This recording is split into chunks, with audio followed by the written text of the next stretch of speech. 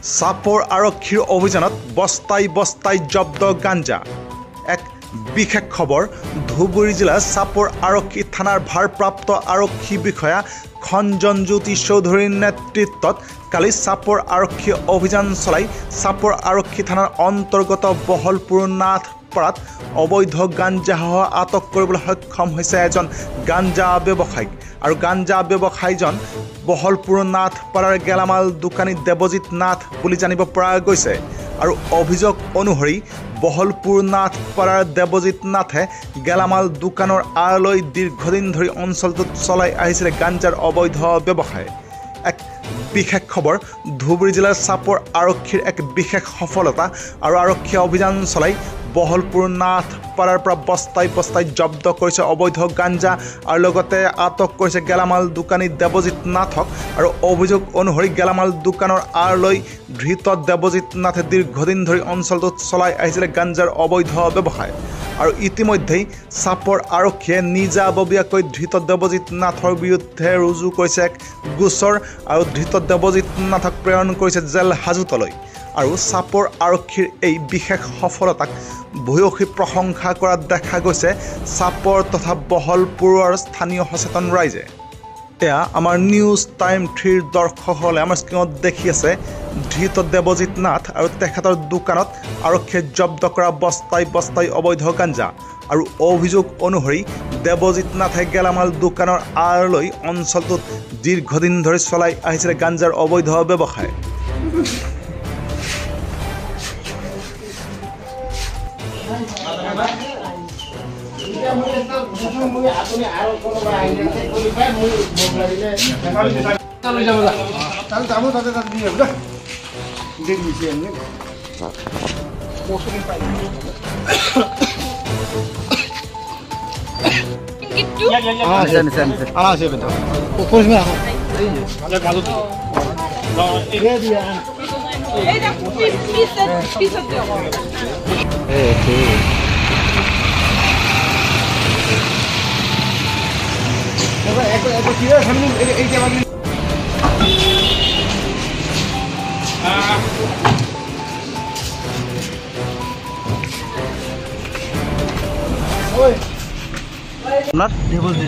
কত ঘৰ?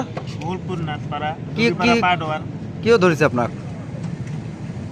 মানে অলপমান মই দোকান কৰিছিলো তো গোলামাল, ইয়াতে মানে অবৈধ বস্তু অলপ পাইছে। কি বস্তু? ভাং পাইছে। গাঞ্জা? কি বস্তু? কত গাঞ্জা?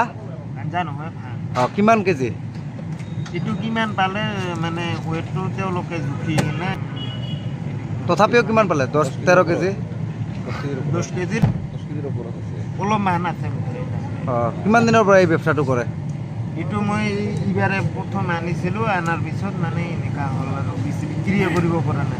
ইয়াৰ আগতেতো জেলত গৈছিল আপুনি? দিছিলোঁ। গাঞ্জা লৈ গৈছিল? হয়। গাঞ্জাৰ কেজি এইবাৰো ধৰিছে আপোনাক? কোনে ধৰিছে? এই কিবা নাম কয়, চাপৰ আৰক্ষীয়ে? হয় হয়। কোনে ধৰিছে? চাপৰ আৰক্ষীৰে মানুহে ধৰিছে। ক'ৰ পৰা ধৰিছে আপোনাক? ঘৰৰ পৰা ধৰিছে। চাপৰৰ পৰা ললিত কুমাৰ ৰায়, নিউজ টাইম 3।